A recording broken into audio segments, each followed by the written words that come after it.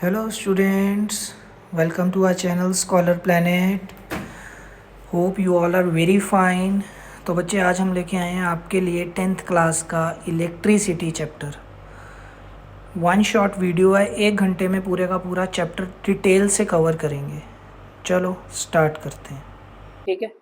तो इलेक्ट्रिसिटी है क्या? जनरली इलेक्ट्रिसिटी एक एनर्जी का सोर्स ही है ना, ऑल ओवर जो हमारे घरों में हम इलेक्ट्रिसिटी अब यूज करें, हर जगह यूज हो रही है, हॉस्पिटल्स में, होम्स में, इंडस्ट्रीज में। इलेक्ट्रिसिटी के बिना तो आज के टाइम पे लाइफ पॉसिबल है ही नहीं, है ना। तो इलेक्ट्रिसिटी करने से पहले हम बात करेंगे चार्जेस की। सबसे पहले हम बात करेंगे कि चार्जेस क्या है। आपने 9th क्लास में किया था, डॉल्टन की एक एटॉमिक थ्योरी की थी जो बाद में गलत प्रूव हो गई थी। डॉल्टन की एटॉमिक थ्योरी हमें क्या कहती थी कि जितना भी हमारा मैटर है वो किससे बना हुआ है? एटम से। और एटम्स क्या होते हैं? कि इंडिविजिबल पार्टिकल्स होते हैं। लेकिन बाद में जब हमने ये वैक्यूम ट्यूब्स के एक्सपेरिमेंट हुए, ई गोल्डस्टीन ने आकर एक्सपेरिमेंट किया, कैनाल रेस बनी हमारे पास, कैथोड रेस आई। क्या थी कैनाल रेस? कैनाल रेस होती है एक वैक्यूम ट्यूब ले लो, दो तरफ इलेक्ट्रोड्स रख लो, एक कैथोड और एक एनोड, परफोरेटेड कर दो। परफोरेटेड का मतलब होता है होल होना चाहिए एक साइड पे, ठीक है। तो हम क्या लेके चलेंगे? एक ट्यूब लेके चल रहे हैं, वहां पे उसमें गैस ले लो कोई भी, इलेक्ट्रिक करंट हाई प्रेशर पे पास करवाओ। प्रेशर लो भी कर सकते हो थोड़ा सा, लेकिन वोल्टेज हाई होनी चाहिए। Pressure low, voltage high.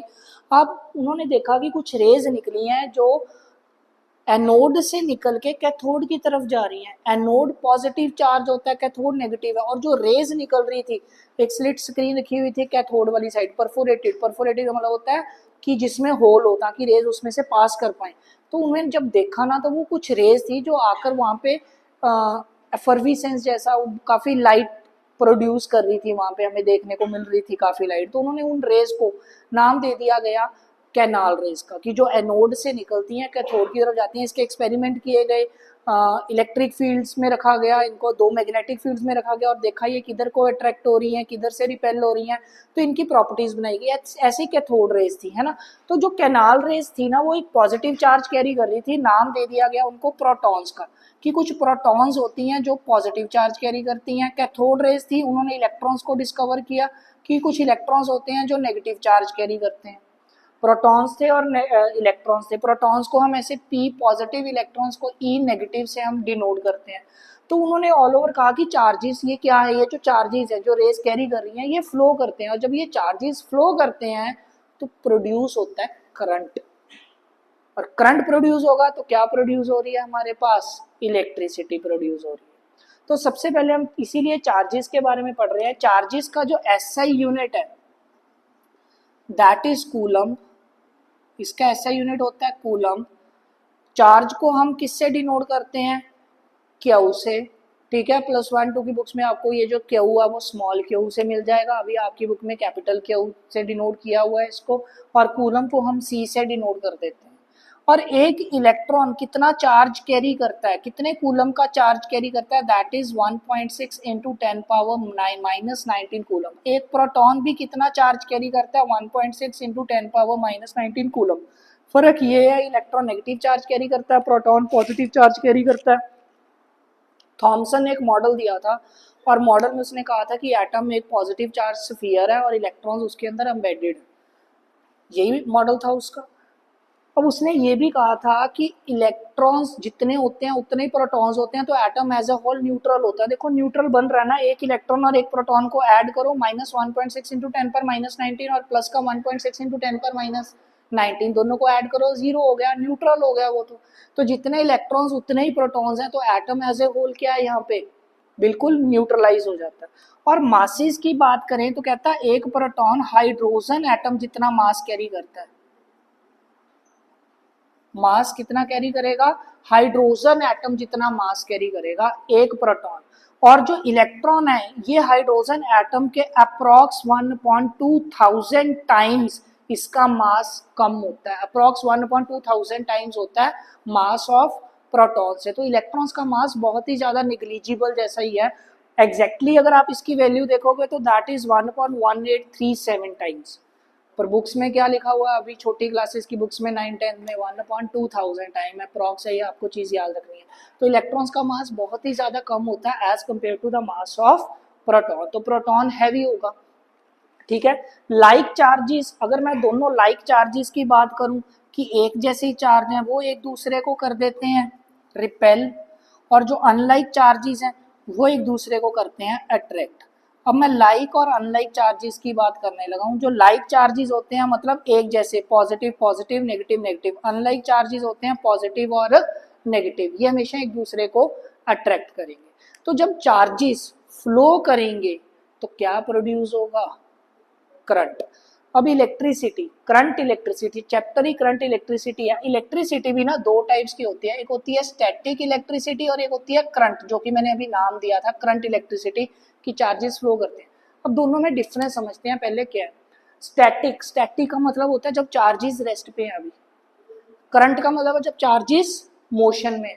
आपने एक एग्जांपल की होगी वो स्केल वाली, कि स्केल को ड्राई हेयर्स में, हाई ड्राई हेयर से रब कर लो, छोटे छोटे पेपर के पीसेस लेके आओ, आप देखोगे कि पेपर के पीसेस स्केल के साथ अट्रैक्ट होने स्टार्ट हो जाएंगे। क्यों? क्योंकि अभी उसमें टेम्परेरीली स्केल में चार्ज आ गया था रब करने।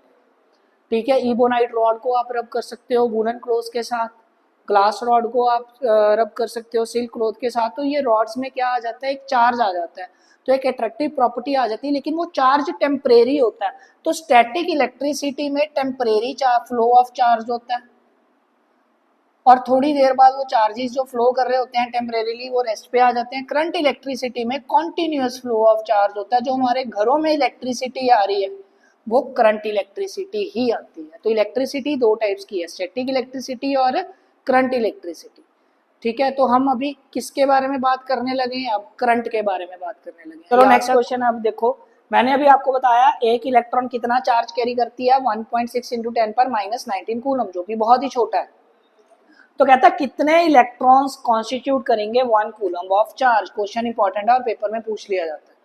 अब देखो, जिसको भी फाइंड करना है कौन सी साइड रख रहे हैं हम, राइट साइड पे। नंबर ऑफ इलेक्ट्रॉन्स फाइंड करने हैं, राइट साइड पे रखो।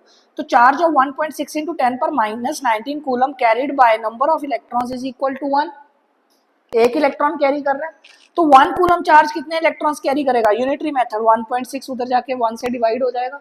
अब इसको जब हमने सॉल्व करना है, 1.6 इंटू 10 पर -19, ये डेसिमल हटेगा, ऊपर 10 आ गया, 10 पर -19 ऊपर जाके 10 की पावर प्लस का 19 बन गया अपॉन 16। ये 10 16 से छोटा है, तो हमने क्या किया, ये 19 को 18 बना दिया और एक जीरो 10 के साथ लगा दिया। 100/16 की जब हमने कटिंग की और सॉल्व किया तो ये आ गया 6.25 इंटू 10 पावर 18।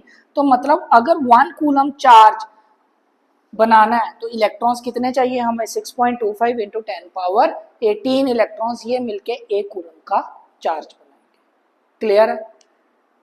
अब नेक्स्ट हमारा कॉन्सेप्ट आ गया करंट। करंट को बच्चे हम आई से डिनोट करते हैं। किससे डिनोट करते हैं? आई से। अब करंट है क्या? जैसे मैंने आपको पहले बताया, जब चार्जेस फ्लो करेंगे तो क्या प्रोड्यूस होगा? करंट प्रोड्यूस होगा।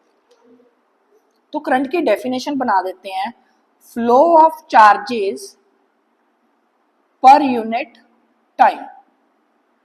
फ्लो ऑफ चार्जेस पर यूनिट टाइम, कितने टाइम में जब चार्जेस कुछ टाइम में जब फ्लो करेंगे तो क्या प्रोड्यूस करेंगे?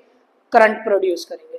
तो करंट को हम ऐसे लिख देते हैं mathematically, I is equal to, charge को डिनोट करते हैं क्यू से, per unit time means upon time. तो I is equal to Q by T, यहाँ से हमारा एक फॉर्मूला भी बन जाता है। Now what is the SI unit of current? और करंट का जो एसआई यूनिट होता है that is ampere. SI unit of current is ampere. इसको हम कैपिटल ए से डिनोट करते हैं। चार्ज का यूनिट हमने किया था कूलम, टाइम होगा सेकेंड्स में, तो मतलब 1 ampere is equal to 1 coulomb per second भी एक रिलेशन होता है। एमसीक्यूज में आपको वो ये भी पूछ सकते हैं, the SI 1 coulomb per second is the SI unit of, 4 options दे देंगे। तो किसका यूनिट है ये? करंट का। जरूरी नहीं है कि करंट का वो एम्पियर ही बताएंगे आपको, वो 1 कूलम पर सेकेंड भी दे सकते हैं। तो 1 एम्पियर 1 कूलम पर सेकेंड के इक्वल होता है। अब हम क्योंकि बड़ी क्लासेस में आ गए हैं तो वो ये नहीं पूछेगा what is the SI unit of current, वो कहेगा define SI unit of current, कि एसआई यूनिट ऑफ करंट को डिफाइन करो कि एसआई यूनिट है क्या। तो देखो, करना कुछ भी नहीं है, जो हमारी डेफिनेशन होती है ना उसी को ही पर्टिकुलरली इस फॉर्म में डिफाइन कर दो। What is SI unit, define SI unit of current. तो पहले हम कहेंगे SI unit of current is ampere, और इसी के साथ एक क्वेश्चन और पूछेगा डिफाइन 1 एम्पियर, या कह देगा एसआई यूनिट ऑफ करंट या कह देगा 1 एम्पियर। तो हम लिखेंगे current is said to be 1 ampere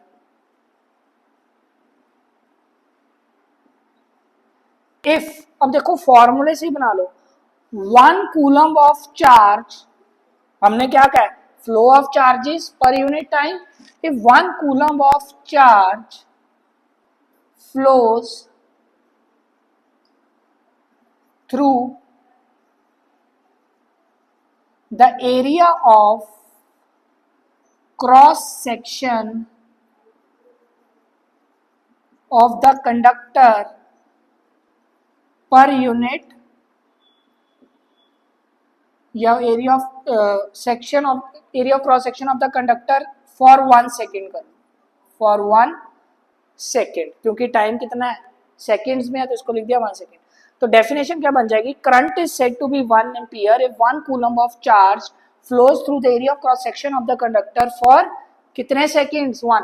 अब यहाँ पे डेफिनेशन में कंडक्टर तो हो गया कोई भी वायर जिसमें से करंट पास कर सकता है, कोई भी मेटेलिक वायर जो कि हम नॉर्मली कॉपर की यूज करते हैं।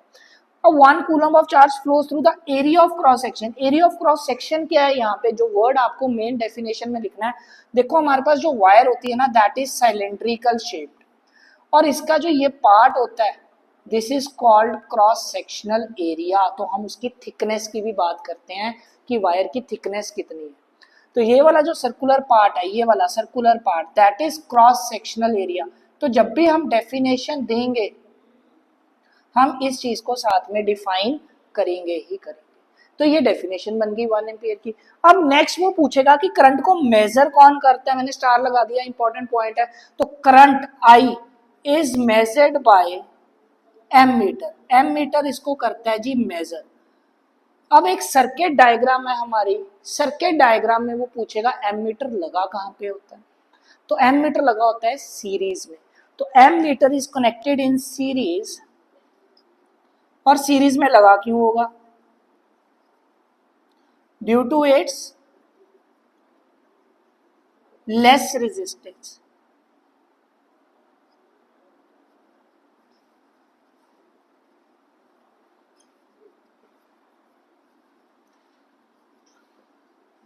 अब रेजिस्टेंस क्या होती है, मैंने यहाँ पे लिख दिया ammeter is connected in series to the circuit due to its less resistance. Resistance एक प्रॉपर्टी है जो करंट के फ्लो को अपोज करती है। जैसे हमारे पास मैकेनिकली जब हम मूव करते हैं तो फ्रिक्शन है जो हमारी मूवमेंट को अपोज करती है, तो वैसे ही करंट की मूवमेंट को अपोज करती है वो क्वांटिटी को नाम दिया गया रेजिस्टेंस का। तो एमीटर की ना रेजिस्टेंस बहुत कम होती है, इसलिए इसको सीरीज में लगा दिया जाता है ताकि हम करंट को इजीली मेजर कर पाए। ये क्वेश्चन पूछ लेते हैं गैल्वेनोमीटर का क्या रोल है। गैल्वेनोमीटर और एमीटर में फर्क इतना है कि गैल्वेनोमीटर सिर्फ करंट को डिटेक्ट करता है और एमीटर करंट को डिटेक्ट करने के साथ साथ करंट का मैग्नीट्यूड भी बताता है कि करंट है कितना, और ये सर्किट में लगा होता है सीरीज में। अब अगर अब सर्किट की बात करें तो सर्किट कैसा होगा, एक मैंने यहाँ पे रेजिस्टर लगा दिया, रेजिस्टर में अभी आपको एक्सप्लेन करूंगा रेजिस्टर है क्या, जिसकी कोई ना कोई रेजिस्टेंस होती है, रेजिस्टर होता है उसकी रेजिस्टेंस होती है जो करंट के फ्लो को अपोज करता है। यहाँ पे मेरे पास एक रेजिस्टर है, ये रेजिस्टर के बिल्कुल सीरीज में मैंने यहाँ पे लगा दिया एमीटर, साथ में लगा दी कोई बैटरी स्विच की। ये मेरे पास एक सर्किट कंप्लीट हो गया, जहाँ पे रेजिस्टर है, यहाँ पे बैटरी है, यहाँ पे कोई स्विच की है और ये एमीटर लगाया हुआ है सीरीज में। रीजन क्योंकि इसकी रेजिस्टेंस लेस हो। अब नेक्स्ट कॉन्सेप्ट आ गया डायरेक्शन ऑफ करंट। तो कन्वेंशनली ना पहले माना जाता था कि जो करंट की डायरेक्शन है ना वो प्रोटॉन्स के फ्लो के कारण है, कि क्योंकि प्रोटॉन्स जाते हैं पॉजिटिव टू नेगेटिव तो करंट भी जाता होगा पॉजिटिव टू नेगेटिव। लेकिन आज हम मॉडर्न एरा में जब इलेक्ट्रॉन्स डिस्कवर हुए ना तो अब माना जाता है कि जो करंट की डायरेक्शन है that is opposite to the flow direction of flow of electrons. तो direction of current is opposite to the direction of flow of electrons. ये इलेक्ट्रॉन्स का मैंने सिंबल डाल दिया। तो क्या माना जाता है, देखो ये मेरे पास एक वायर है, इसमें जब अभी कोई भी मैंने इसको बाहर से एक्सटर्नली कोई सप्लाई नहीं दी, तो इसमें जब इलेक्ट्रॉन्स होते हैं ना तो वो रैंडम फ्लो में होते हैं, कहीं ना कहीं वो ऐसे ही फ्लो कर रहे होते हैं, रैंडमली इधर उधर फ्लो कर रहे होते हैं। ठीक है, जब मैंने इसी सिलेंड्रिकल कंडक्टर को बाहर से एक बैटरी से सप्लाई दे दी ना, ये पॉजिटिव ये नेगेटिव, कहता है इलेक्ट्रॉन्स क्योंकि नेगेटिव नेगेटिव को रिपेल करता है, तो जितने भी इलेक्ट्रॉन्स है ना वो अपने आप को इस तरीके से अरेंज कर लेंगे कि वो सारे के सारे पॉजिटिव की तरफ आना स्टार्ट हो जाएंगे, क्योंकि नेगेटिव ने नेगेटिव को रिपेल करना, तो ये सारे के सारे पॉजिटिव की तरफ आना शुरू हो जाएंगे। बट जो करंट जनरेट होता है that is from positive to negative, तो करंट की डायरेक्शन तो सेम ही मानी गई है, that will be from positive to negative, लेकिन मानना अब क्या गया है कि जो करंट की डायरेक्शन होती है that is opposite to the flow और direction of flow of electrons. Electrons जाते हैं नेगेटिव टू पॉजिटिव, इसलिए करंट आता है positive to negative. Clear? Next concept आ गया electric potential. Potential word normally हम यूज करते हैं, और पोटेंशियल को हम क्या कहते हैं इंग्लिश में, हम वैसे ही नॉर्मली यूज कर लेते हैं, किसी के काम करने की कैपेबिलिटी से उसके पोटेंशियल के बारे में हमें पता लगता है, तो मतलब कोई ना कोई जब काम होगा तभी हमें किसी पोटेंशियल का पता लगेगा। तो इलेक्ट्रिसिटी में पोटेंशियल, इलेक्ट्रिक पोटेंशियल क्या कहता है, हम दो पॉजिटिव चार्जेस प्लस क्यू मान के चलते हैं, जो एक दूसरे से ना इनफाइनाइट डिस्टेंस पे पड़े हैं, इनफाइनाइट डिस्टेंस पे कितना काम किया जाए अब कि दोनों चार्जेस को इनफाइनाइट डिस्टेंस से एक पर्टिकुलर पार्ट पे लाया जाए, क्योंकि दोनों एक दूसरे को रिपेल करेंगे, रिपल्सिव फोर्सेस एक्ट करेंगी दोनों में, काम तो बाहर से ही करना पड़ेगा ना उनको एक दूसरे के करीब लाने के लिए। तो हम क्या लिखेंगे, वर्क डन, इलेक्ट्रिक पोटेंशियल की डेफिनेशन हो जाएगी work done in bringing unit positive charges from infinity to that point, किसी भी पॉइंट पे जब हमने लेके आना है तो that is called electric potential. Plus Q दोनों इनफाइनाइट डिस्टेंस पे हैं, कितना काम किया जाए कि दोनों को इन्फिनिटी से किसी पार्ट पे किसी कॉमन पॉइंट पे लेके आया जाए। अब देखो इलेक्ट्रिक पोटेंशियल को हम डिनोट करते हैं V से, तो इसका मैथमेटिकल फॉर्मूला क्या बन गया, देखो वर्क डन, काम करना है, किसको मूव करने में काम करना है, चार्जेस को, तो वर्क डन अपॉन चार्ज, तो V इलेक्ट्रिक पोटेंशियल किसके इक्वल आ जाएगा, वर्क डन अपॉन चार्ज के, जिसमें हमारा जो वर्क डन है इसका यूनिट होता है जाउल्स, चार्ज हमारा होता है कूलम में, और इलेक्ट्रिक पोटेंशियल का जो यूनिट दिया गया दैट इज वोल्ट, तो 1 volt is equal to 1 joule per coulomb के भी इक्वल होता है, ये भी ऐसा यूनिट का हमारा इसका एक रिलेशन। क्लियर है यहाँ तक?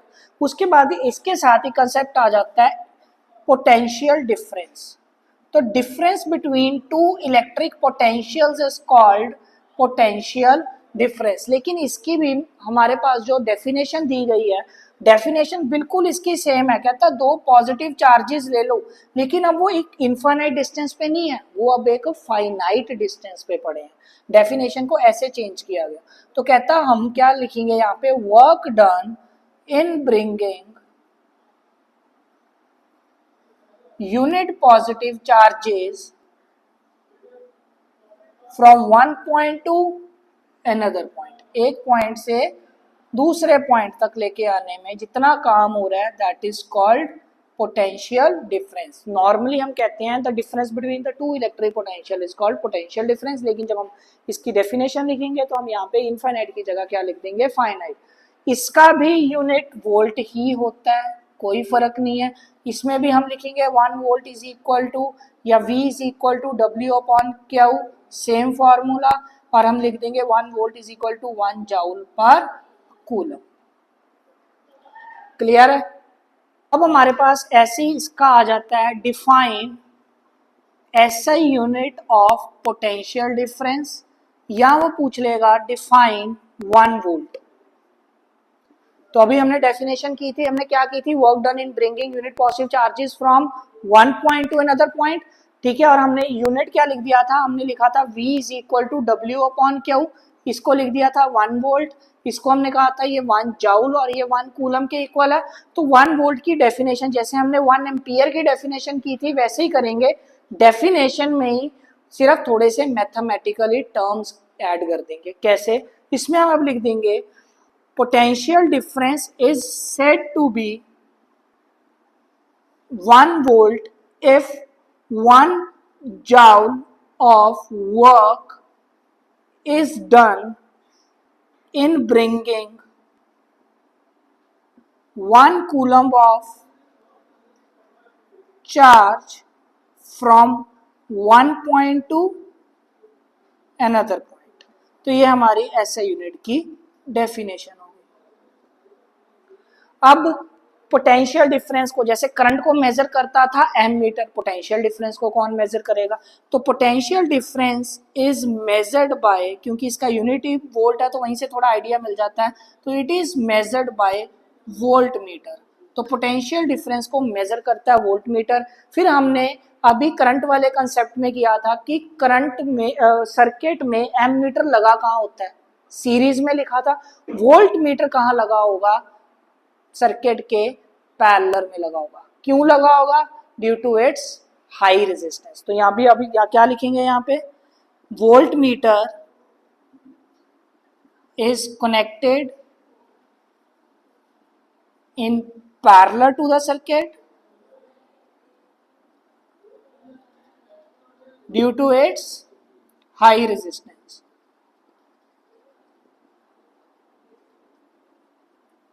अब देखो सर्किट बनेगा कैसे इसके। एक रेजिस्टर लगा दिया, एमीटर लगाया था सीरीज में, क्या और क्या लगाया था सर्किट में? बैटरी लगा दी थी, स्विच की लगाई थी। अब देखो ये सारा सीरीज सर्किट है। जब एक अलग से यहाँ से मैंने एक जंप वायर यूज किया है और यहाँ लगा दिया वोल्ट मीटर, जो कि आ गया अब पैरेलल में, क्योंकि इसकी रेजिस्टेंस बहुत ज्यादा होती है। ये जिसकी रेजिस्टेंस ज्यादा होगी वो करंट को पास ही नहीं करने देगा। तो अगर मैं इसको सीरीज में लगा दूंगा वोल्ट मीटर को, तो इसने करंट को रेजिस्ट कर देना, आने ही नहीं देना।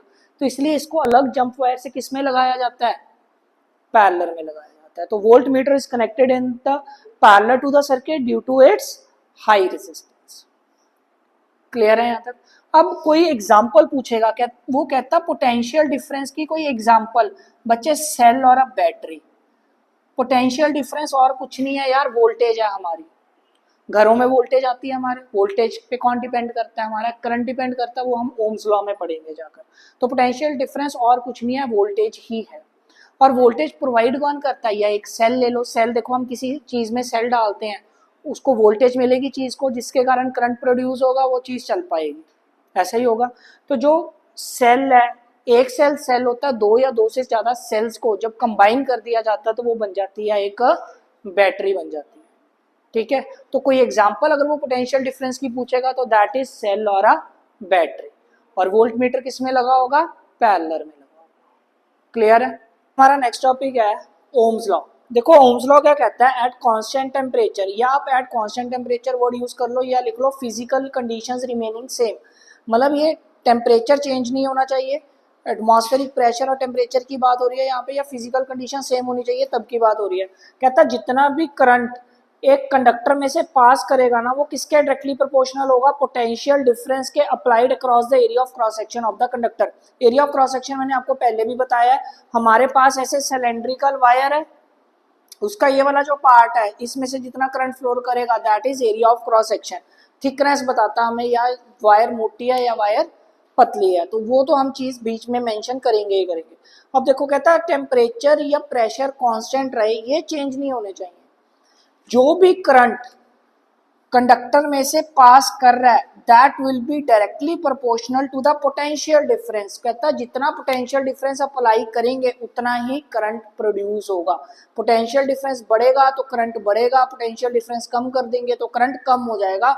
ऑल ओवर वो कहना चाहता है कि करंट वोल्टेज पे डिपेंड करता है, कंडीशन सेम होनी चाहिए। वोल्टेज बढ़ेगी तो करंट बढ़ जाएगा, वोल्टेज कम होगी तो करंट कम हो जाएगा। अच्छा, कई बार ये होता है कि ना बच्चे इसकी डेफिनेशन क्योंकि डायरेक्टली प्रोपोर्शनल है तो बच्चे लिख देते हैं potential difference is directly proportional to current. वो गलत हो गया। Potential difference is directly proportional to the current का मतलब है पोटेंशियल डिफरेंस करंट पे डिपेंड कर रहा है, नहीं, करंट पोटेंशियल डिफरेंस पे डिपेंड करता है। तो डेफिनेशन यही आएगी कि करंट जितना कंडक्टर में से पास कर रहा है वो पोटेंशियल डिफरेंस के डायरेक्टली प्रोपोर्शनल होगा। अब जब भी प्रोपोर्शनैलिटी का साइन हटता है, इज इक्वल टू का साइन आता है, साथ में कोई ना कोई कांस्टेंट लगता है, उस कांस्टेंट को नाम दिया गया रेजिस्टेंस का। वो कांस्टेंट क्या बन गई? रेजिस्टेंस। तो रेजिस्टेंस को लिख दिया गया V अपॉन आई। अगर यहाँ से वोल्टेज को कांस्टेंट कर दिया जाए और रेजिस्टर लगा दिया जाए तो रेजिस्टेंस और करंट आपस में हो गए इनवर्सली प्रोपोर्शनल, क्योंकि इसको मैंने कांस्टेंट कर दिया तो ये एक दूसरे के इनवर्सली प्रोपोर्शनल हो गए। मतलब अगर करंट बढ़ेगा तो रेजिस्टेंस कम होनी चाहिए। तो ऑल ओवर करंट अब डिपेंड कर रहा है रेजिस्टेंस पे भी। रेजिस्टेंस चेंज कर दो, रेजिस्टेंस बढ़ा दो, करंट कम हो जाएगा, रेजिस्टेंस कम कर दो, करंट ज्यादा हो जाएगा। तो रेजिस्टेंस एक प्रॉपर्टी बन गई है यहाँ पे, that opposes the flow of current. तो रेजिस्टेंस क्या है? रेजिस्टेंस क्या करेगी? करंट को अपोज करेगी, करंट के फ्लो को अपोज करेगी, अपोजेस द फ्लो ऑफ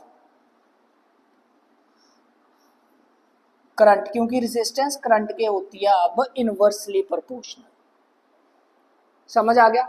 हम एक सर्किट डायग्राम बनाते हैं।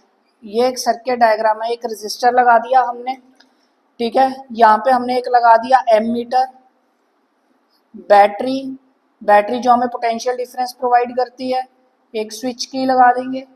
और यहाँ पे अब हम लगाएंगे एक वेरिएबल रेजिस्टर। क्या लगाएंगे यहाँ पे? एक वेरिएबल रेजिस्टर। ये वेरिएबल रेजिस्टर का सिंबल है, आप ये वाला सिंबल भी यूज कर सकते हो और आप ये वाला सिंबल भी यूज कर सकते हो। ये दोनों सिंबल वेरिएबल रेजिस्टर्स के हैं, इनको कहते हैं वेरिएबल रेजिस्टर्स।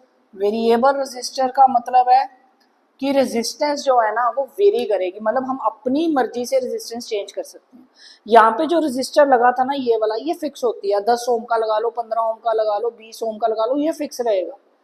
हम ये जो रियोस्टैट यहाँ पे वेरिएबल रेजिस्टेंस लगाई है, मैंने अभी वर्ड यूज किया रियोस्टैट, तो वेरिएबल रेजिस्टर को रियोस्टैट भी कहते हैं। तो जो हमने रियोस्टैट लगाया यहाँ पे, हम उसके अकॉर्डिंग करंट चेंज कर सकते हैं। जैसे रेजिस्टेंस चेंज करेंगे तो करंट भी क्या हो जाएगा? चेंज हो जाएगा। तो यहाँ पे रेजिस्टेंस हम अपनी मर्जी की लगा सकते हैं, इसको कह दिया हमने यहाँ पे रियोस्टैट।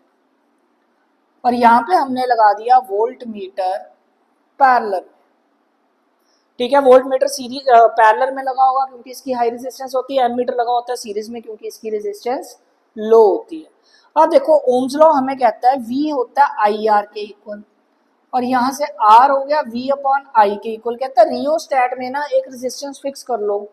रेजिस्टेंस फिक्स करने के बाद एमीटर पे करंट देखो कितना होगा, देखो पॉजिटिव नेगेटिव साइन डाल रहे हैं, ये बैटरी का पॉजिटिव, तो यहाँ से एमीटर का पॉजिटिव, ये नेगेटिव, ये पॉजिटिव, और इधर से नेगेटिव के साथ नेगेटिव लगा होता है, और करंट जाता है पॉजिटिव टू नेगेटिव, क्योंकि इलेक्ट्रॉन्स आते हैं नेगेटिव टू पॉजिटिव।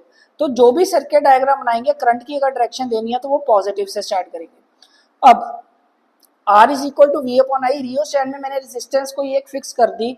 मैंने यहाँ पे वोल्ट मीटर से वोल्टेज को मतलब पोटेंशियल डिफरेंस को मेजर किया, एम मीटर से मैंने करंट को मेजर किया, दोनों को डिवाइड किया, कोई ना कोई एक कांस्टेंट वैल्यू आएगी, वो कांस्टेंट वैल्यू कुछ भी हो सकती है। यहाँ से रेजिस्टेंस चेंज करो, वोल्टेज और करंट फिर से चेंज होंगे, फिर दोनों को डिवाइड करो, वैल्यू सेम आएगी कांस्टेंट। तो मतलब जब हम इनको डिवाइड करते जाएंगे ना, वैल्यू क्या होती जाएगी? कांस्टेंट आती जाएगी। ये ओम्स लॉ की वेरिफिकेशन है। और ओम्स लॉ की वेरिफिकेशन के लिए ये सर्किट डायग्राम यूज करेंगे, और जब आप इसका ग्राफ बनाओगे ओम्स लॉ का, that graph will be linear graph, और उसको हम देंगे VI ग्राफ। और ये वोल्टेज है, करंट है, VI ग्राफ, और ये जो स्लोप है ये हमें बताती है रेजिस्टेंस, ये हमें बताएगी रेजिस्टेंस। तो VI ग्राफ की स्लोप रेजिस्टेंस बताती है, और जो ग्राफ होता है दैट विल बी लीनियर, क्योंकि वोल्टेज और करंट डायरेक्टली वेरी करते जाएंगे, वोल्टेज बढ़ने से करंट भी बढ़ता जाएगा, ठीक है। एक VI ग्राफ है, हमारे पास यहाँ पे IV ग्राफ भी आ जाता है, तो भी हमारे पास क्या बनेगी? लाइन, लीनियर लाइन ही बनेगी, चाहे VI ग्राफ दे दे चाहे वो IV ग्राफ दे दे। फर्क कहाँ पे आएगा? क्वेश्चनिंग कैसे होगी? यहाँ पे ना वो मैंने यहाँ पे दो रेजिस्टर्स बना लिए हैं, एक यहाँ पे A ले लिया, एक यहाँ पे मैंने नाम दे दिया इसको B। यहाँ पे ये A हो गया, ये वाला हो गया B लाइन, यहाँ तक। वो कहेगा क्योंकि हमें जो स्लोप है IV ग्राफ की या VI ग्राफ की स्लोप हमें रेजिस्टेंस बताती है, तो इन दोनों में से रेजिस्टेंस किसकी ज्यादा होगी? मैंने इसको ऐसे कवर कर लिया। अब रेजिस्टेंस ज्यादा उसकी होगी जिसमें करंट कम होता है, ठीक है। अब A और B में से मैंने देखा करंट किस में कम आ रहा है? A में। A का करंट कम है, B का करंट ज्यादा ले रहा है, तो जिसमें करंट कम आ रहा है मतलब उसकी रेजिस्टेंस क्या आ रही है? ज्यादा आ रही है, तो मतलब इसमें जो रेजिस्टेंस ज्यादा होगी वो किस में होएगी, ए में। यहाँ पे भी एक बना के देख लेते हैं हम, ये ए ले लिया, ये बी ले लिया, इनको फिर से कंप्लीट कर लेते हैं डायग्राम। अब इसमें भी हम अब आई के साथ ही देखेंगे। अब वो पूछेगा इसमें रेजिस्टेंस किस में कम है, ए की रेजिस्टेंस कम है या बी की रेजिस्टेंस कम है। बी में देखो करंट ज्यादा है, ए में करंट कम है, तो रेजिस्टेंस ज्यादा किसकी होगी, ए की, कम किसकी होगी, बी की। आपने जब रेजिस्टेंस, ऐसा क्वेश्चन आ गया और उसने कह दिया कि रेजिस्टेंस फाइंड करो, तो आपने वी आई और आई वी ग्राफ में कंपेयर करंट के साथ ही करना है, वोल्टेज के साथ आपने कंपेयर नहीं करना। किसके साथ कंपेयर करेंगे हम, करंट के साथ। तो जहां पे करंट आपका कम होगा उसकी रेजिस्टेंस ज्यादा हो जाएगी, चाहे ए बी सी डी जितने मर्जी वो पूछ ले, आपने कंपेयर करंट के साथ करना है। जिसमें करंट ज्यादा है उसकी रेजिस्टेंस कम है, जिसमें करंट कम है उसकी रेजिस्टेंस ज्यादा है। वेरिफिकेशन ऑफ ओम्स लॉ पूछा जाएगा, आप ये सर्किट डायग्राम बताओगे और उसको वेरिफिकेशन में आप ये बताओगे कि जो हम इनकी जो वैल्यू है वो हमेशा क्या रहती है, कांस्टेंट रहती है, डिवाइड होने पे भी। रियोस्टैट से रेजिस्टेंस चेंज करने में वोल्टेज और करंट चेंज होंगे, लेकिन दोनों डायरेक्टली प्रोपोर्शनल होते हैं, तो दोनों एक दूसरे के साथ वेरी करेंगे, जब रेशियो निकालेंगे वो कांस्टेंट रहेगी, और जो ग्राफ बनेगा that will be linear graph. Ohm's law clear हुआ। अब रेजिस्टेंस की बात करते हैं। देखो रेजिस्टेंस में हमने क्या कहा था अभी कि V is equal to I R तो होता है, और R होता है V अपॉन I के इक्वल। तो रेजिस्टेंस का जो यूनिट दिया गया, क्योंकि ओम्स लॉ के बेसिस पे रेजिस्टेंस को स्पेसिफाई किया गया, फाइंड किया गया, तो इसको जो यूनिट दिया गया ना वो ओम ही दिया गया, और ओम का सिंबल क्या था, ये। तो रेजिस्टेंस का जो ऐसा यूनिट होता है दैट इज ओम। ठीक हो गया। अब रेजिस्टेंस क्या है, ऑल ओवर हमने क्या कहा है, रेजिस्टेंस क्या है, एक हिंड्रेंस है, हिंड्रेंस मींस रुकावट है, करंट के फ्लो में एक रुकावट है। ठीक है, तो रेजिस्टेंस कौन कौन से फैक्टर्स पे डिपेंड करती है, factors on which resistance depend. तो रेजिस्टेंस किस किस फैक्टर पे डिपेंड करती है, हम वो वाले फैक्टर्स को आज स्पेसिफाई करके चलेंगे। तो पहला फैक्टर है length, resistance is directly proportional to length. अगर लेंथ बढ़ेगी तो रेजिस्टेंस भी क्या होगी, बढ़ेगी, इंक्रीज होगी। लेंथ बढ़ने से रेजिस्टेंस भी की। देखो एक वायर छोटी है, एक वायर बड़ी है। करंट क्या होता है, करंट होता है फ्लो ऑफ चार्जेस, मतलब इलेक्ट्रॉन्स फ्लो करेंगे तो करंट प्रोड्यूस होगा। अगर इलेक्ट्रॉन्स की लेंथ हमने बढ़ा दी है किसी वायर की, तो इलेक्ट्रॉन्स जब फ्लो करेंगे, ज्यादा डिस्टेंस कवर करेंगे, तो बीच में जितना ज्यादा डिस्टेंस उतनी ज्यादा हिंड्रेंस प्रोड्यूस होती है। जितना ज्यादा डिस्टेंस कवर करेंगे, तो लेंथ रेजिस्टेंस के डायरेक्टली प्रोपोर्शनल हो गया, जितनी ज्यादा लेंथ उतनी ज्यादा hindrance. Second, thickness, that is also called area. तो resistance is inversely proportional to area. Area means wire thick है या थिन है। अगर तो वायर मोटी है, वायर मोटी है तो इलेक्ट्रॉन्स इजीली फ्लो कर पाएंगे, उसकी वॉल्स के साथ भी नहीं टकराएंगे। अगर वायर बहुत पतली है तो इलेक्ट्रॉन्स जब फ्लो करेंगे ना, तो वो बार बार वॉल्स के साथ टकराएंगे, टकराने पे फिर हिंड्रेंस प्रोड्यूस होगी, मतलब फिर रेजिस्टेंस बढ़ेगी। तो रेजिस्टेंस एरिया के इनवर्सली प्रोपोर्शनल होगी। एरिया ज्यादा रेजिस्टेंस कम, एरिया कम रेजिस्टेंस ज्यादा। थर्ड फैक्टर है हमारे पास टेम्परेचर। टेम्परेचर के भी रेजिस्टेंस डायरेक्टली प्रोपोर्शनल ही होती है। टेम्परेचर देखो हम देखते हैं समर सीजन में कितना टेम्परेचर बढ़ जाता है तो इलेक्ट्रिसिटी, वोल्टेज, पोटेंशियल डिफरेंस में, करंट में कितना इफेक्ट पड़ता है, वो डिप कर जाता है। तो रीजन यही है, टेम्परेचर बढ़ेगा, वायर हीट होगी तो क्या इंक्रीज होगी, रेजिस्टेंस बढ़ेगी। तो रेजिस्टेंस टेम्परेचर के डायरेक्टली प्रोपोर्शनल है। फोर्थ हो गया nature of the wire, nature of the conductor. अब नेचर क्या कह रही है यहाँ पे कि हम किस टाइप का कंडक्टर यूज कर रहे हैं, किस टाइप की वायर यूज कर रहे हैं, कॉपर वायर यूज कर रहे हैं, सिल्वर वायर यूज कर रहे हैं, कौन सी वायर यूज कर रहे हैं। ठीक है, तो मोस्टली हम कॉपर वायर यूज करते हैं। तो नेचर पे भी डिपेंड करता है कि हम वायर कौन सी यूज कर रहे हैं, क्योंकि हर एक की रेजिस्टिविटी, रेजिस्टेंस हर एक मेटल की डिफरेंट होती है। क्लियर है यहाँ तक। तो कितने फैक्टर्स हैं रेजिस्टेंस के, 4 फैक्टर्स हैं जिन पे ये डिपेंड करती है। directly proportional to length, inversely proportional to area, directly proportional to temperature and nature of the conductor। देखो इसी में ना, अब देखो हमने क्या कहा है कि रेजिस्टेंस डिपेंड करती है 4 फैक्टर्स पे। ठीक है, अगर हम ये वाले पहले 2 फैक्टर्स को कंबाइन कर दें, R is proportional to L था, R is inversely proportional to area था, इसको अगर मैं कंबाइन कर दूं, R is proportional to L upon A बन गया। एल के नीचे कुछ नहीं है, 1 एल 1 है एल और ए मल्टीप्लाई 1 ए लिख दिया प्रोपोर्शनल से। जब भी ये प्रोपोर्शनैलिटी का साइन हटेगा इज इक्वल टू का साइन आएगा, साथ में एक और कांस्टेंट लगेगा, इस कांस्टेंट को नाम दिया गया रेजिस्टिविटी का। अब ये आ गई एक रेजिस्टिविटी। रेजिस्टिविटी को हम स्पेसिफिक रेजिस्टेंस भी कहते हैं। पहले बात हो रही थी कल्ले रेजिस्टेंस की, अब बात हो रही है स्पेसिफिक रेजिस्टेंस की, या कह लो रेजिस्टिविटी की। और ये जो सिंबल है इसको हम रो कहते हैं, RHO, रो। क्या बोलेंगे इसको? रो। तो R is equal to rho L upon A, एक नया फॉर्मूला आ गया हमारे पास। ओम्स लॉ का फॉर्मूला हमारे पास आया था V is equal to IR। अब यहां से रेजिस्टिविटी ने हमने एक फॉर्मूला और कर दिया, R is equal to rho L upon A. Rho is called resistivity. Resistivity बच्चे हर एक मटेरियल की होती है, जो रेजिस्टिविटी होती है वो हर मटेरियल की कुछ ना कुछ होती है, ठीक है। रेजिस्टेंस, रेजिस्टर, वेरिएबल रेजिस्टर अगर हम लगाएंगे तो डिपेंड करेगी। आप एलॉय यूज करते हो, हम इलेक्ट्रॉनिक्स में, फिजिक्स में तो बहुत सारे एलॉयज की बात करते हैं। हम बात करते हैं नाइक्रोम वायर की, एक एलॉय है। हम बात करते हैं टंगस्टन वायर की, ये भी एक एलॉय है। टंगस्टन जो हमारे ट्यूबलाइट्स, बल्ब्स वगैरह में यूज होता है। नाइक्रोम वायर यूज होती है जो हमारी इलेक्ट्रिक आयरन होती है जिससे हम कपड़े प्रेस करते हैं, है ना। तो उनकी ना रेजिस्टिविटी बहुत हाई होती है। रेजिस्टिविटी जैसे रेजिस्टेंस क्या कर रही है, करंट को अपोज कर रही है, रेजिस्टिविटी भी करंट को क्या करती है, अपोज ही करती है, लेकिन ये मटेरियल की खुद की होती है। तो जो कंडक्टर्स हैं, मतलब कंडक्टर्स जो गुड कंडक्टर्स हैं, मेटल्स हैं, उनमें रेजिस्टिविटी बहुत कम होती है because they are very good conductor. वो इलेक्ट्रिसिटी पास, अपने में से करंट पास करवा देंगे। रेजिस्टिविटी होती है अलॉयज की। और जो इंसुलेटर्स हैं उनकी रेजिस्टिविटी तो बहुत हाई है, उन्होंने तो करंट पास करवाना ही नहीं है बिल्कुल भी।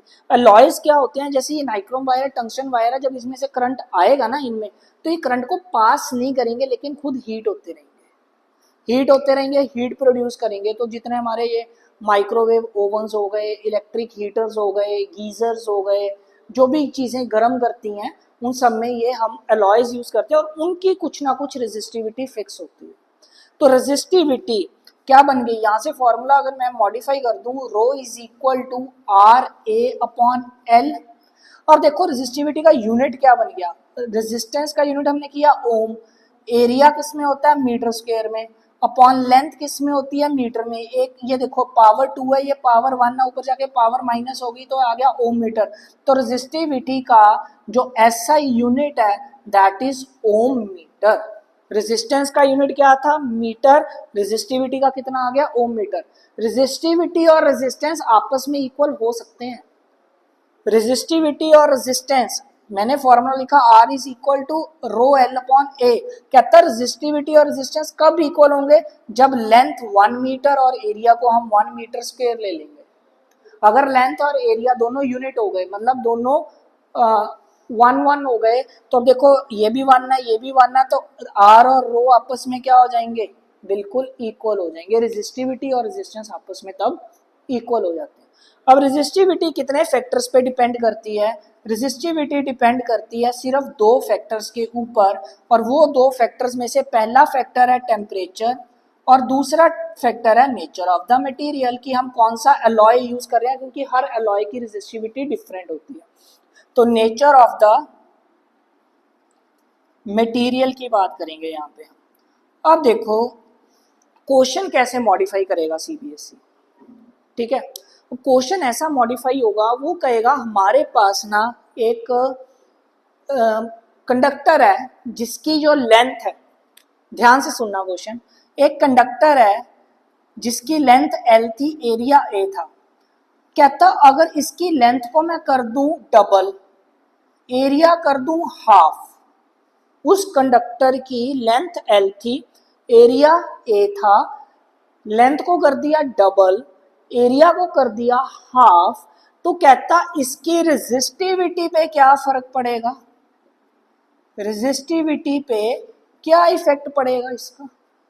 देखो मैंने अभी यहाँ पे क्या बोला कि रेजिस्टिविटी सिर्फ 2 फैक्टर्स पे डिपेंड करती है, टेम्परेचर और नेचर। तो रेजिस्टिविटी ना लेंथ पे डिपेंड करेगी ना एरिया पे डिपेंड करेगी, तो रेजिस्टिविटी पे कोई भी इफेक्ट नहीं पड़ता, रेजिस्टिविटी तो सेम ही रहती है। क्वेश्चंस इस तरीके से मॉडिफाई करके रहेंगे। समझ में आया? तो रेजिस्टिविटी मटेरियल की चेंज नहीं होती, चाहे उस मटेरियल तो वही है ना, एलॉय तो वही है। एक मैंने नाइक्रोम वायर ली, एलॉय है, नाइक्रोम वायर की लेंथ को हाफ कर दिया, एरिया डबल कर दिया, रेजिस्टिविटी पे तो कोई इफेक्ट ही नहीं पड़ेगा, रेजिस्टिविटी तो नाइक्रोम वायर की फिक्स रहेगी। ठीक है, तो अब बल्ब्स में हम टंगस्टन क्यों यूज करते हैं, ऐसे क्वेश्चंस भी आ जाते हैं कि जो इलेक्ट्रिक लाइट्स हैं हमारी, हम टंगस्टन क्यों यूज करते हैं, टंगस्टन की वायर्स क्यों यूज करते हैं, क्योंकि इनकी रेजिस्टिविटी बहुत हाई होती है और ये जल्दी ऑक्सीडाइज नहीं होती। आपको बल्ब है जल्दी फ्यूज तो नहीं होते, डेली जला लो, 1 साल की तो वैसे बेचारे वारंटी दे के भेजते हैं, है ना, ये जल्दी मेल्ट नहीं होगा। जो वायर्स होती हैं ये एलॉय, इनकी रेजिस्टिविटी बहुत हाई होती है, ये जल्दी ऑक्सीडाइज नहीं होती, इनका मेल्टिंग और बॉइलिंग पॉइंट बहुत ज़्यादा होता है, इसलिए इनको यूज़ किया जाता है। तो इलेक्ट्रॉनिक्स में ज़्यादातर हम रेजिस्टर्स ऐसे एलॉयज वगैरह यूज़ करते हैं जिनकी रेजिस्टिविटी हाई होती है, और जितने भी हमारे हीटिंग एलिमेंट्स हैं उनमें हम इनको एलॉयज को यूज़ करेंगे ही करेंगे। रेजिस्टिविटी तक समझ आ गया? चलो अब आगे देखो। इसी के बेसिस पे अब देखो एक क्वेश्चन है, the wire of length L, wire की लेंथ दी हुई है, रेजिस्टेंस दी हुई है R, is stretch so that the wire length is double. तो एक ये मेरे पास एक सिलेंड्रिकल वायर थी जिसकी लेंथ एल थी और रेजिस्टेंस आर थी। ठीक है, कहता इस वायर को ना स्ट्रेच कर दिया और लेंथ कर दी डबल। जब वायर को स्ट्रेच करेंगे तो वायर ऑब्वियसली, जब हम किसी चीज को स्ट्रेच करते हैं एरिया छोटा हो जाता है ना उसका, पहले मोटी थी, जब इसको स्ट्रेच करेंगे पतली होती जाएगी, तो एरिया ऑफ क्रॉस सेक्शन पे फर्क पड़ गया। तो मतलब पहले अगर एरिया ए था, लेंथ को डबल किया तो जो एरिया था ना उसमें चेंज आ जाएगा, एरिया हाफ हो जाएगा क्योंकि उसको खींच दिया, जब खींचेंगे तो वायर पतली हो जाएगी। ठीक है, पहले लेंथ एल थी, रेजिस्टेंस आर था, एरिया ए था।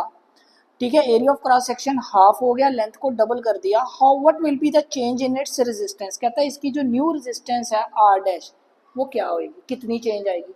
देखो पहले केस में जब ओरिजिनल केस था तो R is equal to rho L upon A था हमारे पास, एल कैपिटल। ठीक है, न्यू रेजिस्टेंस क्या बन गई, R dash is equal to rho, मैंने आपको कहा रेजिस्टिविटी सेम रहती है मटेरियल की, उसने तो रो ही रहना है। L हो गया 2L, एरिया हो गया A बाय 2। ठीक हो गया, अब ये 2 पर जाके मल्टीप्लाई, तो R डैश हमारे पास हो गया रो 4L बाय A, या कह लो R dash is equal to 4 rho L by A, और रो एल अपॉन ए पुरानी रेजिस्टेंस के इक्वल था, तो जो न्यू रेजिस्टेंस आ गई वो 4 टाइम्स पुरानी रेजिस्टेंस के इक्वल आई। तो इसका मतलब रेजिस्टेंस कितनी चेंज होएगी, रेजिस्टेंस 4 टाइम्स हो जाएगी, बढ़ जाएगी रेजिस्टेंस। अब सेकंड पार्ट में वो पूछ रहा है what will be the change in its resistivity. मैंने आपको क्या कहा है, रेजिस्टिविटी ना लेंथ पे डिपेंड करती है ना एरिया पे डिपेंड करती है, और चेंजेस किस में हो रहे हैं, लेंथ और एरिया में। मटेरियल सेम रह रहा है, टेम्परेचर पे कोई इफेक्ट नहीं पड़ रहा, तो इसका मतलब जो रेजिस्टिविटी है वो वायर की क्या रहेगी, सेम, इसके ऊपर कोई इफेक्ट नहीं आएगा। तो ऐसे क्वेश्चंस पूछे जाएंगे कि रेजिस्टेंस चेंज होगी क्योंकि रेजिस्टेंस एरिया और लेंथ पे डिपेंड करती है, रेजिस्टिविटी नहीं डिपेंड करती, इसलिए रेजिस्टिविटी चेंज नहीं होगी। क्लियर? अब नेक्स्ट कंसेप्ट हमारा आ गया रेजिस्टेंस इन सीरीज। जब रेजिस्टर्स को सीरीज में लगा दिया जाएगा तो रेजिस्टेंसेस का रिजल्ट क्या होगा, लेकिन उससे पहले एक टॉपिक और कवर करके चलते हैं, डोमेस्टिक सर्किट्स। जो हमारे डोमेस्टिक सर्किट्स होते हैं, घरों में हम सर्किट्स यूज करते हैं, वो जो सर्किट है, वो जो सारी वायरिंग हमारे घरों में हुई होती है वो सीरीज में होती है या पैरेलल में होती है। वो जो डोमेस्टिक वायरिंग होती है वो पैरेलल में की जाती है हमारे घरों में। सीरीज और पैरेलल में डिफरेंस पूछा जाएगा, क्यों? अब मैं आपको बता रहा हूँ कि हाँ हमारे घरों में जो डोमेस्टिक वायरिंग है वो किस में की जाती है, पैरेलल में, बट रीजन क्या है। हम अगर बहुत पुराने गवर्नमेंट ऑफिस या गवर्नमेंट स्कूल देखें ना, तो गवर्नमेंट स्कूल या ऑफिस में क्या होता है, एक ही स्विच के साथ 2 फैंस, या एक ही स्विच के साथ एक फैन और एक बल्ब लाइट या ट्यूब लाइट अटैच की जाती है। एक स्विच बंद किया, पंखा भी बंद हो गया, ट्यूब भी बंद होगी, वो सीरीज सर्किट। उसमें क्या होता था, एक तो वायरिंग का खर्चा कम आता था कि एक ही वायर के साथ सीधा उसको अटैच कर दिया। पैरेलल सर्किट में क्या होता है, हर एक को, ट्यूबलाइट को डिफरेंट वायर चाहिए, पंखे को, फैन को डिफरेंट चाहिए। तो पुराने टाइम पे वो खर्चा वगैरह बचाने के लिए वो क्या करते थे, एक ही स्विच के साथ 2 ट्यूब्स दे दी या 3 ट्यूब्स दे दी। अभी भी कुछ स्कूल्स में होता होगा कि टीचर आती होगी, कहेगी आगे वाला पंखा बंद कर दो, आगे वाला पंखा बंद करने का मतलब है पीछे वाला अगर सीरीज में है तो वो भी गया, वो बच्चों ने हाहाकार मचा देनी है, या पीछे वाला कैसे बंद कर दिया, हाउ इज इट पॉसिबल, हम कैसे बैठ जाएंगे अब, समझ गए। तो एक ही स्विच के साथ लगा होता था, लेकिन आज के टाइम पे हर जगह हमारा जो मॉडर्न एरा है, हर जगह पैरेलल सर्किट ही यूज होता है। इसके कुछ बेनिफिट्स हैं। पहला बेनिफिट तो यही है कि एक स्विच बंद करने से इंडिविजुअल कोई भी हमारा अप्लायंस बंद नहीं होगा, इंडिविजुअली सब चलेंगे, है ना। अगर पंखा बंद करना है तो पंखा ही बंद होगा, ट्यूबलाइट बंद करनी है तो ट्यूबलाइट ही बंद होगी। लेकिन सीरीज में क्या होता था, दोनों क्योंकि अटैच होते थे, एक स्विच के साथ दोनों ही बंद हो गए, ठीक है। अब दूसरा क्या होता है, मैं आपको एग्जांपल दे रहा हूँ सीरीज में ना। एग्जांपल है जैसे यहाँ पे एक एयर कंडीशनर हमारा एसी लगा हुआ है, उसके आगे मैंने यहाँ पे एक फैन लगा दिया, उसके आगे फ्रिज लगा दिया एक, और ये सीरीज में लग गए तीनों। सीरीज में लगने का मतलब है कि जब इनको किसी भी सर्किट से यहाँ से जो वोल्टेज अप्लाई होगी, जो हम इनको वोल्टेज अप्लाई करेंगे, अगर ये ज्यादा वोल्टेज ले गया ना सीरीज में, तो इसने अगले के लिए वोल्टेज नहीं छोड़नी। तो क्या होगा, सारी की सारी वोल्टेज एसी ले जाएगा सीरीज में, अब पंखा तो चलेगा ही नहीं, ना के बराबर हो जाएगा, और फ्रिज तो भूल ही जाओ, क्योंकि एसी सारी की सारी पावर खींच गया, पहले ही वोल्टेज खींच गया। पैरेलल में क्या होता है कि एसी को अलग से वायर दी जाएगी, पंखे को अलग से दी जाएगी, और यहाँ से फ्रिज को अलग वायरिंग दी जाएगी। तो हमारे घरों में जो आज के टाइम पे वायरिंग हो रही है वो पैरेलल वायरिंग, ताकि हर एक अप्लायंस को इंडिविजुअली प्रॉपर वोल्टेज मिले। और वोल्टेज कितनी आती है हमारे घरों में, 220 वोल्ट। तो इसका मतलब सीरीज में सबको 220 वोल्ट इक्वल वोल्टेज नहीं मिलती। हाँ, लेकिन इनको यहाँ से करंट तो सेम ही मिलेगा, जो यहाँ से बैटरी में से करंट जाएगा, या जो भी बाहर हमारा जो मेन स्विच बोर्ड होता है वहां से जो करंट मिलेगा वो सेम मिलेगा। तो सीरीज सर्किट में ना करंट तो सेम होता है, लेकिन वोल्टेज सबको डिफरेंट मिलती है, प्रॉपर मिलती नहीं। पर हर एक अप्लायंस को जो वोल्टेज चाहिए वो 220 वोल्ट चाहिए, इसलिए सबको किसमें लगाया जाता है, पैरेलल में, ताकि इसको भी 220 वोल्ट की वोल्टेज मिले, इसको भी 220 वोल्ट मिले, और फ्रिज को भी 220 वोल्ट मिले। करंट सब इंडिविजुअली ऐसे ही इक्विपमेंट्स को बनाया जाता है, और करंट हर कोई अलग अलग लेता है। अब जैसे इसको एसी को डिजाइन किया जाएगा उस अकॉर्डिंग ही अपना करंट लेगा। इसका कंप्रेसर हैवी है तो ज्यादा करंट लेगा, ज्यादा करंट लेगा तो पावर भी ज्यादा कंज्यूम करेगा। पंखे की मोटर इतनी हैवी नहीं होती, वो करंट कम लेगा। तो पैरेलल सर्किट में करंट सेम नहीं होता, लेकिन वोल्टेज सेम होती है, ठीक है। अब इसी बेसिस पे अगर रेजिस्टर्स हम सीरीज में लगा दें या पैरेलल लगा दें, वो कैसे आएगा हमारे पास। अब ध्यान दो, पहले मैं रेजिस्टर्स को लगाने लगा हूँ सीरीज में। मैंने यहाँ पे 3 रेजिस्टर्स को सीरीज में लगा दिया, सो ऑन आप आर और भी लगा सकते हो, R4 R5 so on up to RN, जितने मर्जी लगा सकते हो।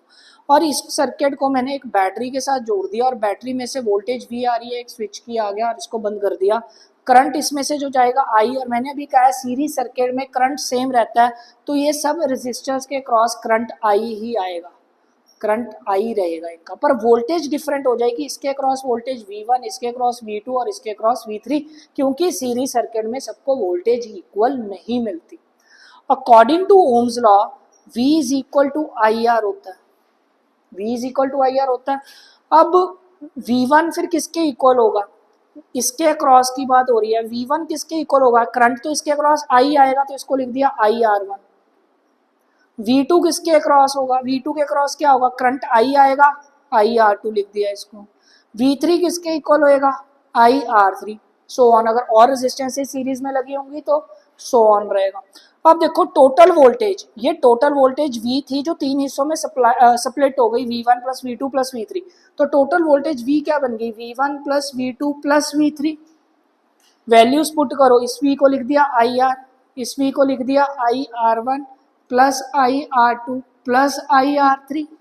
तो IR इज इक्वल टू, सभी में से I कॉमन, ब्रैकेट में R1 plus R2 plus R3, I से I कट गया। तो मतलब रेजिस्टेंस, जब जितने भी रेजिस्टेंस को आप सीरीज में लगाओगे और टोटल रेजिस्टेंस फाइंड करनी है सर्किट की, तो रेजिस्टेंसेस को नॉर्मली ऐड कर दो, आपकी ये सारी रेजिस्टेंसेस फाइंड हो जाए। समझ में आ गया। तो जितने भी रेजिस्टर सीरीज में लगे हैं, अगर हमने इक्विवेलेंट रेजिस्टेंस कह लो या टोटल रेजिस्टेंस फाइंड करनी है, तो सबको ऐड कर दो, सबकी वैल्यू आपके पास टोटल रेजिस्टेंस आ जाती है। अब हमारे पास आ गया रेजिस्टेंस इन पैरेलल। तो जैसे अभी सीरीज का किया वैसे ही हम पैरेलल का करेंगे। सर्किट बनाते हैं, एक रेजिस्टर ये लगा दिया, एक यहाँ से एक दूसरा रेजिस्टर लगा दिया, इसी कॉमन पॉइंट से हमने तीसरा रेजिस्टर लगा दिया, और ये तीनों पैरेलल में हो गए। यहाँ पे हमने एक बैटरी लगा दी, एक स्विच की लगा दी, और इसको ज्वाइन कर दिया, ये हो गया R1, ये R2 और ये हो गया R3, यहाँ से वोल्टेज है V। और मैंने आपको बताया है कि पैरेलल सर्किट में सबको वोल्टेज सेम मिलती है, इसलिए डोमेस्टिक सर्किट्स में हम सर्किट क्या यूज करते हैं, पैरेलल यूज करते हैं। तो मतलब इसके क्रॉस भी वोल्टेज V आएगी, इसके क्रॉस भी V आएगी, इसके क्रॉस भी V आएगी। जहां से पॉजिटिव चार्ज निकलता है, मैंने आपको करंट की डायरेक्शन बताई है, करंट की डायरेक्शन क्या होती है, पॉजिटिव टू नेगेटिव। तो करंट ने यहाँ से जाना है पॉजिटिव से, यहाँ पे आगे करंट स्प्लिट हो जाएगा, क्योंकि पैरेलल सर्किट में हर एक रेजिस्टर या कोई अप्लायंस करंट डिफरेंट लेगा। तो यहाँ से जो इसको करंट मिलेगा वो I1, यहाँ से स्प्लिट हो गया करंट, ये हो गया I2, ये करंट क्या हो गया हमारे पास I3 हो गया। तो ओम्स लॉ हमें कहता है V is equal to I R, या कह लो I is equal to V upon R, ये ओरिजिनल फॉर्म हो गई। तो इसका मतलब I1 किसके इक्वल हो गया, V upon R1, I2 is equal to V upon R2, I3 is equal to V upon R3। तो जो टोटल करंट है I, वो तो तीन हिस्सों में स्प्लिट हुआ, उसको लिख दिया I1 plus I2 plus I3। Current I किसके इक्वल था, V अपॉन R के, I1 V upon R1, I2 V upon R2, I3 V upon R3। तो V upon R is equal to, ऊपर से V सब में से कॉमन ब्रैकेट में बच गया 1 upon R1 plus 1 upon R2 plus 1 upon R3। V से V कट गया तो 1 अपॉन R किसके इक्वल आ गया, 1 upon R1 plus 1 upon R2 plus 1 upon R3, और इसको लिख दिया P। मतलब जब भी रेजिस्टर्स पैरेलल में लगे होंगे और हमने टोटल रेजिस्टेंस निकालनी है तो वो 1 अपॉन करके एलसीएम लेके निकालनी है। अब हम इनको सीधा प्लस नहीं कर सकते, सीरीज में थे तो सीधा प्लस कर दिया, पैरेलल में लगे हुए हैं तो 1 अपॉन में प्लस करते जाएंगे। समझ आया। अब आगे हमारा टॉपिक आ गया पावर। अब पावर देखो, power rate of doing work, normally हम यही पढ़ के चले हैं अभी तक रेट ऑफ डूइंग वर्क, लेकिन वो तो हमारे लिए था ना। अब रेट ऑफ डूइंग वर्क जब हम कोई मैकेनिकल वर्क करते हैं उसको कह देते हैं। इलेक्ट्रॉनिक्स के केस में, इलेक्ट्रिसिटी के केस में पावर क्या है, rate at which the electrical energy is dissipated is called power. The rate, अब रेट की बात हो रही है तो देखो पावर को हमने कैसे लिख दिया, वही है, रेट की बात हो रही है तो नीचे टाइम, इलेक्ट्रिकल एनर्जी डिसिपेट हो रही है, वो किस पे डिपेंड करेगी, उसके वर्क पे डिपेंड करेगी। तो पावर का पहला फॉर्मूला तो जनरली हमारा वही निकल के आया W/T, जो अब तक हम करते हैं। लेकिन एक इक्विपमेंट में, एक सर्किट में वर्क डन होगा कितना, वर्क डन होता है बच्चे जितनी वोल्टेज अप्लाई करते हैं उसके अकॉर्डिंग जितना करंट आता है और जितने टाइम के लिए ये चीजें हो रही होती हैं, इन सबका मल्टीपल, सबका प्रोडक्ट। तो ऑल ओवर वर्क डन होगा V into I into T. अगर मैं यहाँ पे वैल्यू पुट कर दूं तो पावर बन जाएगा V into I into T upon T. Time से टाइम कैंसिल कर दिया तो पावर आ गया V इंटू आई। ये पावर का दूसरा फॉर्मूला बन गया। न्यूमेरिकल्स में जब हम पावर को सॉल्व करेंगे तो वर्क डन, मतलब वर्क डन कह सकते हो, या यहाँ से एनर्जी जितनी भी डिसिपेट हो रही है, क्योंकि एनर्जी कंज्यूम और वर्क डन आपस में इक्वल होते हैं। तो P is equal to W/T, या फिर आप E/T भी लिख सकते हो। वर्क डन जो इलेक्ट्रिक सर्किट में कंडक्टर में होगा that will B V into I into T. Value put की यहाँ पे बैक, तो पावर एक आ गया V into I. Ohm's law, according to Ohm's law, according to Ohm's law हमारे पास V is equal to I R होता है। ओम्स लॉ के according V is equal to I R. तो वो वैल्यू यहाँ पे V की अगर मैं बैक पुट कर दूं तो पावर हो जाएगा I R into I. V की जगह आई आर इंटू ये आई, तो पावर हो जाएगी आई स्क्वेयर इंटू आर। ये हमारा तीसरा फॉर्मूला बन गया। ऑल्सो दोबारा ध्यान दो, Ohm's law V is equal to I R था, तो इसका मतलब I होगा V बाय आर। पहले हमने क्या किया, यहाँ पे V की वैल्यू पुट की, अब हम क्या करते हैं यहाँ पे I की वैल्यू पुट करते हैं। अब पावर कितना बन जाएगा, V into V by R, तो power V square by R भी होता। तो देखो यहाँ से पावर के कितने फॉर्मूले बन गए हमारे पास, 4 फॉर्मूले बन गए। P is equal to W/T, P is equal to V into I, P is equal to I square into R, P is equal to V square by R. और पावर का जो यहाँ पे यूनिट है, आपने लाइट चैप्टर में power का unit किया डायोप्टर, क्योंकि वो ऑप्टिक्स था। अदरवाइज जो पावर का यूनिट होता है दैट इज वॉट। पावर का यूनिट क्या रहेगा, वॉट। इसको हम कैपिटल W से डिनोट करेंगे। तो पावर का जो मैग्नीट्यूड, जैसे हमने कह दिया पावर कितने मैग्नीट्यूड की है, 2 की है, तो हम पावर को लिख देंगे 2 वॉट। तो वॉट इसका क्या बन गया, एक ऐसा यूनिट।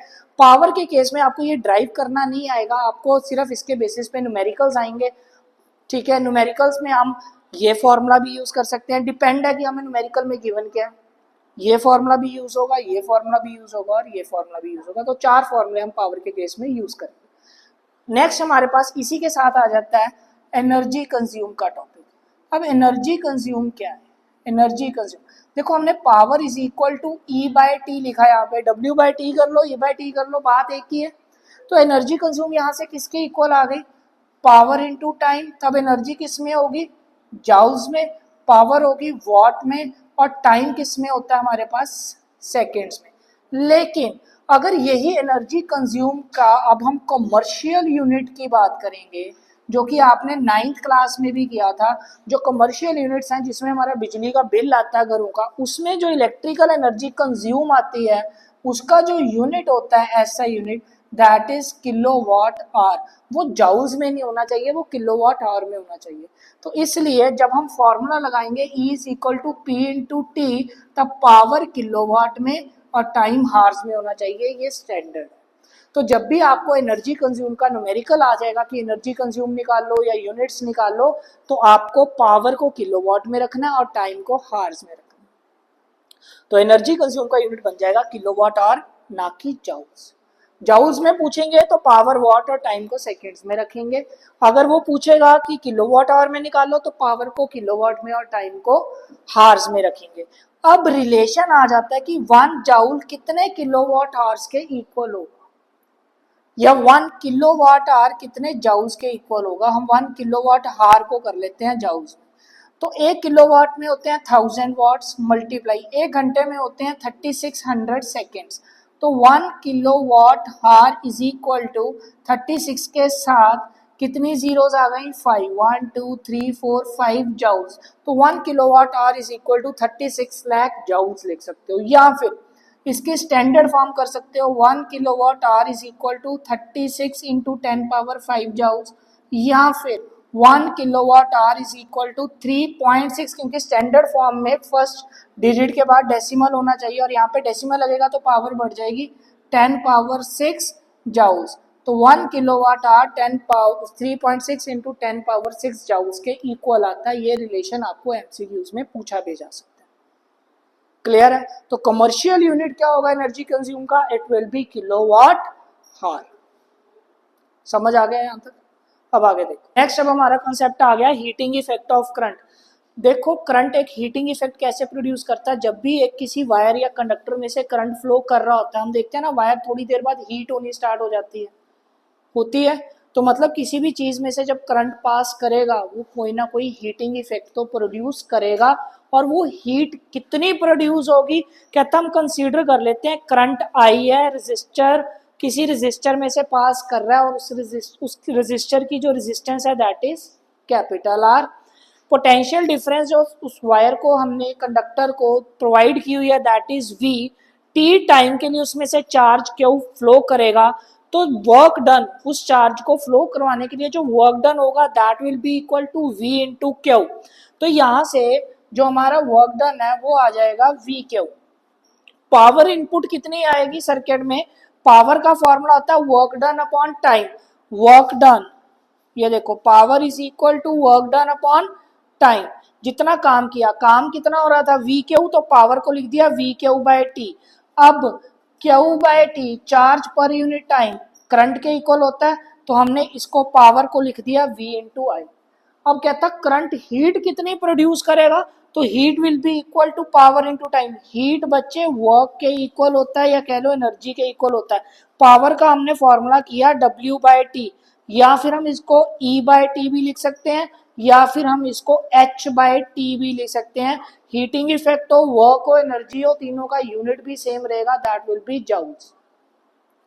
तो हमारे जो हीटिंग इफेक्ट है वो किसके इक्वल आ गई, पावर इंटू टाइम। पावर हमने किसके इक्वल लिखी है, V इंटू आई, तो हीटिंग इफेक्ट आ गया V into I into T.